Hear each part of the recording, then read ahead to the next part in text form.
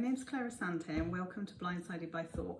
Today's video is about how does something turn into an issue. So we're quite happily going along in our life, something happens and then bang, it's on repeat for possibly forever.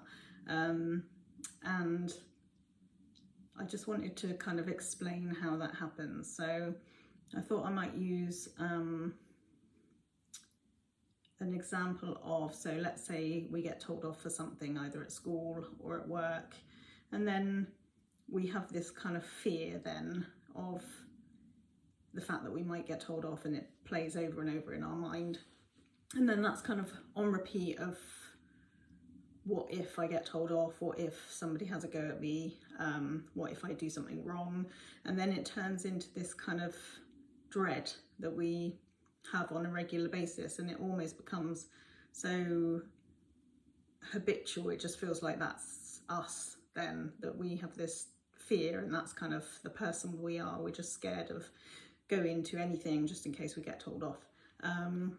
So what happens initially is we have this kind of belief system in place which is completely out of our control, you know, so we pick up things along the way from our parents or teachers, or you know, we don't choose the kind of things that stick.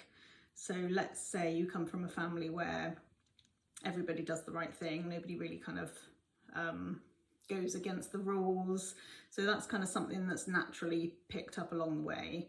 And then you go into kind of like a school system where that's kind of, because you already have those beliefs that you've picked up, and then you go into a system where you kind of have to listen and do as you're told, and so that sort of cements it even more. So then you're kind of looking through this filter of, I want to behave, I want to do well, I don't want to get told off. And then so obviously because you've already got that there, if you get told off, it feels ginormous.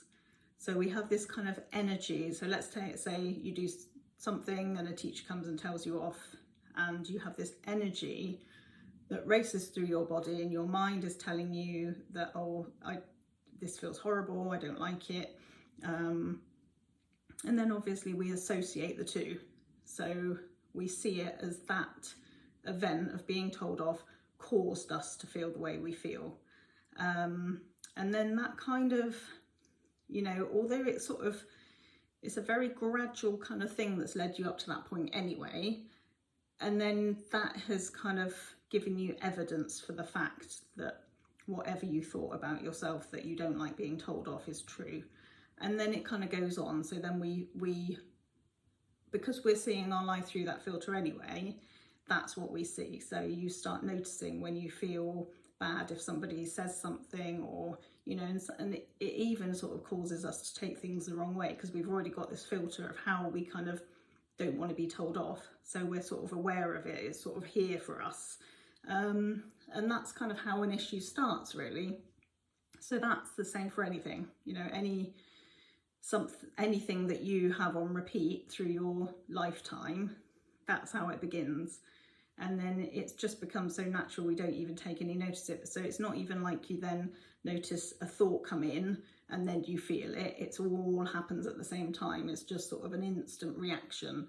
And then, you know, sometimes it can turn into a fear of not wanting to do things just in case you get told off, or not wanting to do something just in case whatever it is that you're worried about will happen. And then if you don't know how this works, where it's all kind of brought to life by thought, then obviously you're stuck in it, and that's how it just becomes sort of like, it feels that you are somebody that can't cope with being told off. And once you sort of start looking in the direction of, okay, well, this is how it formed, this is how it works, my mind, it's not doing it to be mean. Your mind is basically there just to take care of you. Its job is to keep you safe.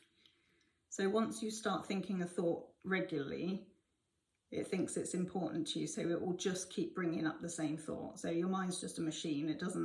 It's not It's not aware of whether a certain thought is good or bad.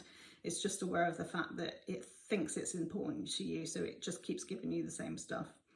And the interesting thing about this understanding of how the mind works is once it's sort of revealed for what it is, it takes the power out of it.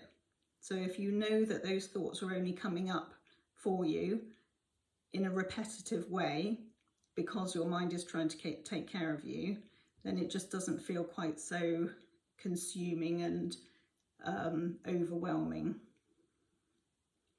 I hope that explained it well. I'll make another video next week, and thank you very much. Okay, bye.